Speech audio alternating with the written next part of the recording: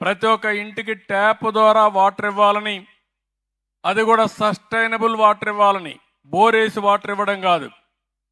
పక్కన నాగార్జున సాగర్ ఉంటే నాగార్జున సాగర్ నుంచి నీళ్లు తీసుకొచ్చి ఈ ఊర్లో ఇంటింటికి కొళ్ళాయి ద్వారా నీళ్లు ఇచ్చే కార్యక్రమానికి శ్రీకారం చుట్టారు.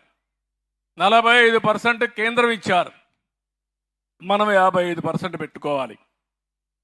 అలాంటి స్కీముని డబ్బులు తెచ్చి ఒక్క ఇంటికి కూడా ట్యాప్ పెట్టలేదు, కొళ్ళాయి పెట్టలేదు.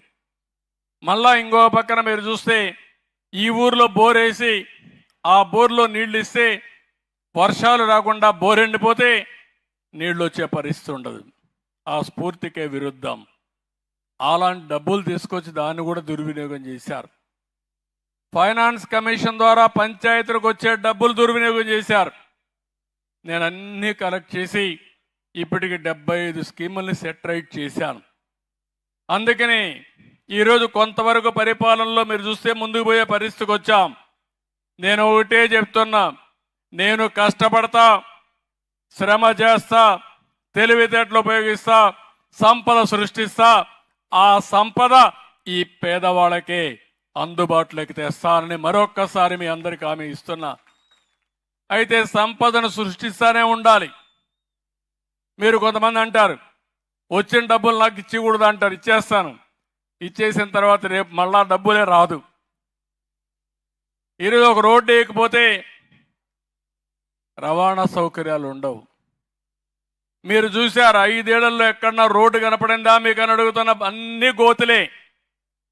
ఇప్పుడు నేను వస్తానే పార్ట్ హోల్స్ ఫ్రీ రోడ్లు, గోతులన్నీ పూడ్చే కార్యక్రమానికి శ్రీకారం చుట్టా. ఇప్పటికే మీరు చూస్తే దగ్గర 850 కోట్ల రూపాయలు శాంక్షన్ చేసి పరిగెత్తిస్తున్నాం. సంక్రాంతికి టార్గెట్ పెట్టాను. ఒక నెల 2 అటు ఇటు పూర్తిగా మళ్ళీ గుంతలు లేని రోడ్లు ఏర్పాటు చేసే బాధ్యత మాదని మీకు అందరికీ మరొకసారి హామీ ఇస్తున్నా. చెత్త మీద పన్నేసి 83 లక్షల మెట్రిక్ టన్నులు పట్టణాల్లో చెత్తంతా పేరకపోయే పరిస్థితి వచ్చింది. అవంతా కూడా తీస్తున్నాం.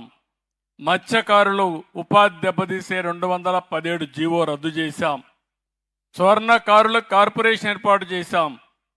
గీత కార్మికులకు నేను చెప్పిన దాని ప్రకారం 10% మద్యం షాపుల్లో వాళ్ళకి కేటాయించాం. అర్చకుల జీతాలు 15,000 పెంచాం 10,000 నుంచి. దేవాలయాల్లో నాయీ బ్రాహ్మణుల వేతనాలు 15,000 నుంచి 25,000 పెంచాం. చిన్న దేవాలయాల్లో దీపారాధన కూడా బాధలుంటే దీప నైవేద్యం కోసం 10,000 రూపాయలు ఇచ్చే కార్యక్రమానికి శ్రీకారం చుట్టాం. వేద విద్యార్థులకు 3,000 రూపాయలు నిరుద్యోగ భృతి ఇస్తున్నాం. చేనేత కార్మికులకు జీఎస్టీ ఎత్తేసాం. గృహ నిర్మాణానికి అదనంగా 50,000 రూపాయలు ఆర్థిక సహాయం చేశాం. గత పాలకులు మీరు చూస్తే కడాన మీరు ధాన్యం పండిస్తే ఆ ధాన్యాన్ని కొనుగోలు చేసి 6 నెలలు సంవత్సరం ఇచ్చేవాళ్ళు కాదు. 1,674 కోట్ల రూపాయలు అప్పు పెట్టి వెళ్ళిపోయారు. ఆ అప్పు కట్టి ఈరోజు 48 గంటల్లో మీకు డబ్బులు మీ అకౌంట్లో వేసే బాధ్యత నేను తీసుకున్నా. అవసరమైతే రైస్ మిల్లో వేసిన వెంటనే మీరు ఇంటికి పోకుండా నేరుగా బ్యాంకుకు పోయి మీరు డబ్బులు తీసుకునే విధంగా ఏర్పాటు చేస్తున్నాను. అంటే నేను ఒకటే ఆలోచిస్తున్నాను, టెక్నాలజీ ఉపయోగించుకుందాం, మీలో కూడా చైతన్యం తీసుకొస్తాం. ఎక్కడికక్కడ సమర్థవంతమైన పాలన ద్వారా మీరు ఎవ్వరు కూడా ఇబ్బంది పడకుండా సుపరిపాలనతో ఇలాంటి కార్యక్రమాలు చేయాలని చెప్పి ఆలోచిస్తున్నాం.